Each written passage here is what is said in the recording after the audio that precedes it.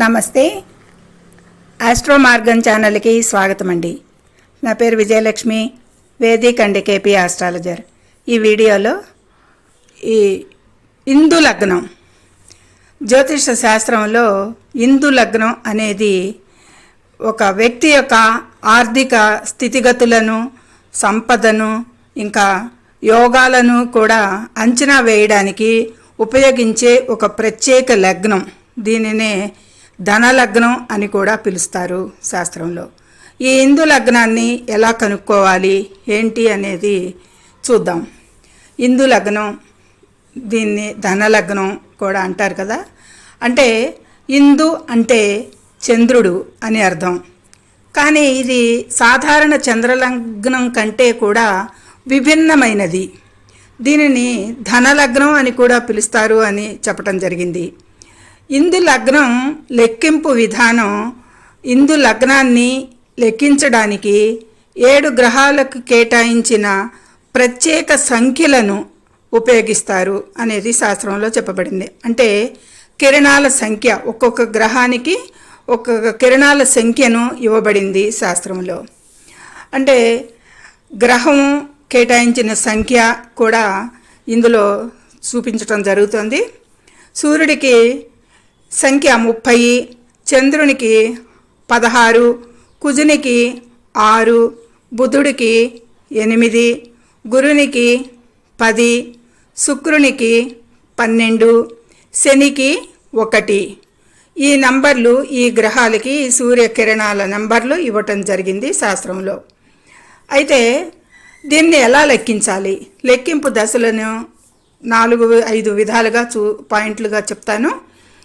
మీ జన్మ జాతకంలో లగ్నం నుండి 9వ స్థానానికి అధిపతి ఎవరో చూసి ఆ గ్రహానికి ఇవ్వబడిన పట్టికలోని సంఖ్యను సూచించి తీసుకోండి.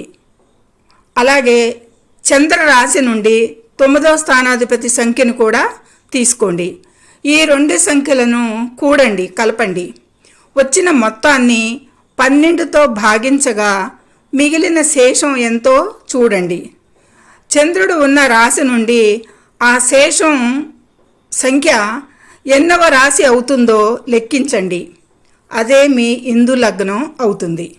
మీ జన్మజాతకంలో మీ లగ్నం వేరు, ఇందు లగ్నం వేరు. ఈ విధంగా 5 స్టెప్పులుగా చూసి చేయాల్సి ఉంటుంది. ఇక ఒక ఉదాహరణగా చెప్పటం జరుగుతుంది. ఇందులో ఒక వ్యక్తి జాతకంలో లగ్నం మేషం అనుకుందాం. మేషానికి 9వ ఇల్లు ధనస్సు రాశి. దీని అధిపతి గురువు. గురువుకి పట్టికలో ఇవ్వబడిన సంఖ్యా నంబరు 10 గురువుకి ఇచ్చారు. సో చంద్రరాశి నుండి, చంద్రరాశి మేషలగ్నానికి రాశి వృషభ రాశి అనుకుందాం. చంద్రుడు వృషభంలో ఉన్నాడు అనుకుందాం. వృషభ రాశికి 9వ ఇల్లు మకరం అవుతుంది. దీని అధిపతి శని. శనికి ఇవ్వబడిన సంఖ్య పట్టికలో ముందులో సంఖ్య 1. టోటల్ మొత్తం కూడితే 10 + 1 = 11. 11వ సంఖ్య వచ్చింది. దీనిని 12 చేత భాగించడం అంటే 12 కంటే తక్కువే ఉంది కాబట్టి ఇక్కడి నుంచి 11వ రాశి అంటే చంద్రుడు ఉన్న వృషభం నుండి 11వ రాశి మీ ఇందు లగ్నం అవుతుంది. అంటే మకరం నుండి, చంద్రుడు ఉన్న వృషభం నుండి 11వ రాశి అంటే, కాబట్టి ఈ వ్యక్తికి మీన రాశి ఇందు లగ్నం అవుతుంది.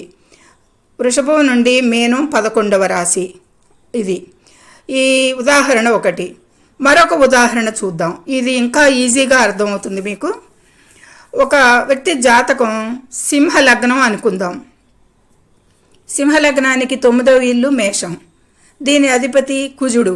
కుజుడు సంఖ్య పట్టికలో 6గా ఇవ్వబడింది. ఇక కుంభరాశి చంద్రుడు అనుకుందాం. కుంభానికి 9వ ఇల్లు తులారాశి అవుతుంది. దీని అధిపతి శుక్రుడు. శుక్రుడికి ఇవ్వబడిన కిరణ సంఖ్య 12. మొత్తం కుజుడికి 6, శుక్రుడికి 12, మొత్తం 18 / 12 12 = 6 శేషం మిగులుతుంది. అయితే చంద్రుడు ఉన్న కుంభరాశి నుండి 6వ రాశి కర్కాటకం అవుతుంది. అంటే కుంభం, మీనం, మేషం, వృషభం, మిథునం, కర్కాటకం 6. 18లో 12 భాగిస్తే 6 శేషం మిగులుతుంది. కాబట్టి చంద్ర రాశి నుండి 6వ రాశి కర్కాటక రాశి ఈ వ్యక్తికి సింహలగ్నానికి ఈ వ్యక్తికి కర్కాటక రాశి ఇందు లగ్నం అవుతుంది. ఈ విధంగా విభజన చేయాలి ఈ పట్టికలో ఉన్న గ్రహాలను బట్టి. ఇక దశల ప్రభావం ఇలా చేసిన తర్వాత ఇందు లగ్నం కనుక్కున్న తర్వాత ఇందు లగ్నంలో ఉన్న గ్రహాల యొక్క మహాదశలు లేదా అంతర్దశలు నడుస్తున్నప్పుడు వ్యక్తికి ఆర్థికంగా గొప్ప పురోగతి లభిస్తుంది అనేది చెప్పటం జరిగింది శాస్త్రంలో. అంటే ఇందు లగ్నంలో ఏవైనా గ్రహాలు ఉంటే ఆ గ్రహాలు మహాదశలు అంతర్దశలు వచ్చినప్పుడు అవి శుభగ్రహాలైతే శుభగ్రహాలు శుభ ఫలితాలు, ఒకవేళ పాపగ్రహాలు అయ్యి ఉచ్చస్థానంలో ఉంటే గనక ఆ ఉచ్చస్థానంలో ఉన్నప్పుడు కూడా జీవితాంతం మహారాజ యోగాన్నిగా ఆర్థిక లాభాలను పొందొచ్చు అనేది చెప్పబడింది శాస్త్రంలో.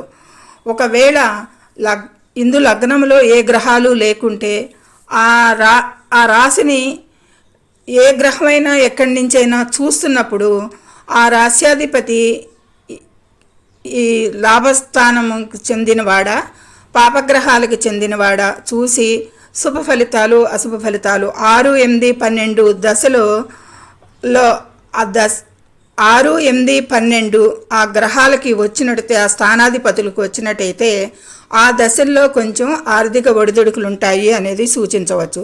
అదే శుభగ్రహాల్లో వచ్చిన శుభగ్రహాల దృష్టి ఉన్న శుభగ్రహాల వీక్షణ కలుగుతున్న ఉచ్చస్థానంలో ఉన్న పాపగ్రహాలైనా సరే ఆ దశలు వచ్చినప్పుడు మాత్రం తప్పనిసరిగా ఆర్థిక పురోగతి లభిస్తుంది అనేది శాస్త్రంలో ఇందు లగ్నం గురించి చెప్పబడింది. ఇది ఇందు లగ్నం. దీని గురించి ఆర్థిక పురోగతిని లెక్కించవచ్చు ఆ దశలు ఎప్పుడు అనేది చూసి. ఇక మీ జన్మ లగ్నం మరియు రాశి వివరాలు తెలిస్తే మీ ఇందు లగ్నాన్ని సులభంగా తెలుసుకోవచ్చు. మీ లగ్నం రాశి తెలియని వారు మీ జన్మ వివరాలు అంటే పుట్టిన తేదీ, సమయం, పుట్టిన ఊరు కామెంట్ బాక్స్లో పెట్టండి, తెలియచేయదును. మీ ఇందు లగ్నం పురోగతి దశలు లేకపోతే జాగ్రత్త పడాల్సిన దశలు కూడా సూచిస్తాను అనేది తెలియజేయటం జరుగుతుంది.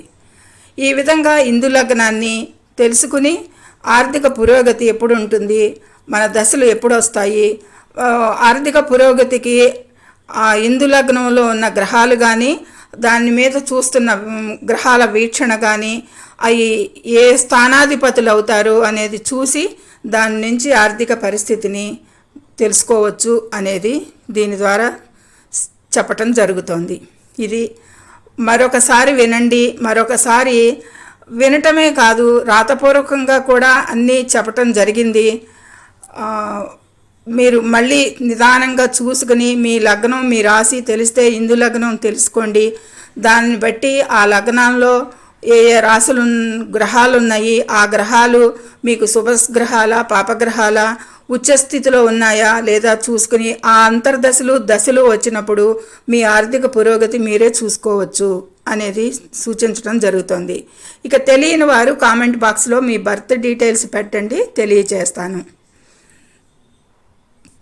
నచ్చితే లైక్ చేయండి, షేర్ చేయండి, కామెంట్ చేయండి. ముఖ్యంగా మీ బాక్స్లో లగ్నం రాశి తెలియని వారు మీ బర్త్ డీటెయిల్స్ పెట్టండి. మీకు ఏ దశల్లో మీకు ఆర్థిక పురోగతి ఉంటుంది, ఏ దశల్లో ఆర్థిక క్షీణత ఉంటుంది తెలియజేస్తాను. ధన్యవాదములు.